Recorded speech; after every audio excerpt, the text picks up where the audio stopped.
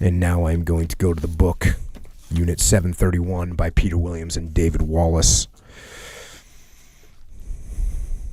Here we go.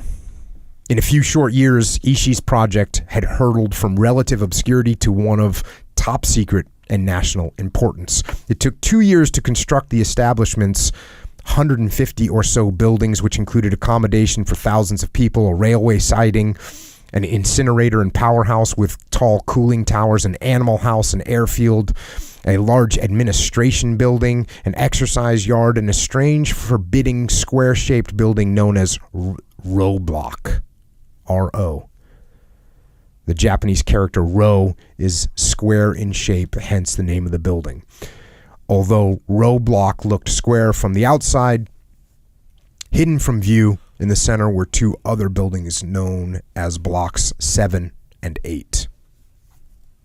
Ro Block was the center of bacteria production and disease research. Block 7 and 8 had a more sinister purpose. Unit 731's Bacteriological Research Division was divided into more than a dozen squads, each investigating the warfare possibility of a wide variety of diseases. Plague, anthrax, dysentery, typhoid, paratyphoid, cholera, and many other exotic and unknown diseases were studied. Every conceivable facility was given to Unit 731. So I think that's important because they were getting a lot of money. This wasn't like a little rogue project that wasn't being supported. As a matter of fact, here, so too were luxuries lavished on the lifestyle of Ishii's researchers and workers. In the remote Manchurian plain at Pingfan, a whole biological township grew up. It was known as Togo Village. So around this Unit 731, there's a whole village that got created, and they were all living the good life. By the way, while Japan is not living, the rest of Japan is, getting ready to go to war or at war in various parts of the world and living lean. Here they're living large. Back to the book. Togo villagers had plentiful supplies of the best foods at times when people in Tokyo were starving. Pingfan was centrally heated against the bitter sub-zero temperatures of the Manchurian winter.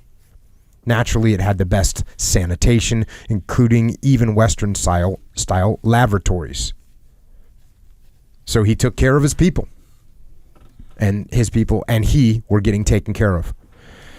Building a bacterial weapon, Ishii found out, was not an easy task. He and his researchers faced a myriad of problems. What kind of microorganisms would make an effective biological warfare agent? Should it have a lethal or incapacitating effect? Could it be produced in quantities sufficient for wartime employment? Could these living organisms be kept alive through storage and shipment to their ultimate employment on the battlefield? What type of munition would be needed to deliver the agent to the target? What were the technical and military characteristics of such a weapon?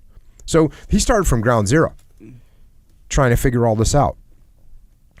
Ishii approached the problem by looking for weapons that could be delivered from altitude by aircraft, causing massive outbreaks of epidemics.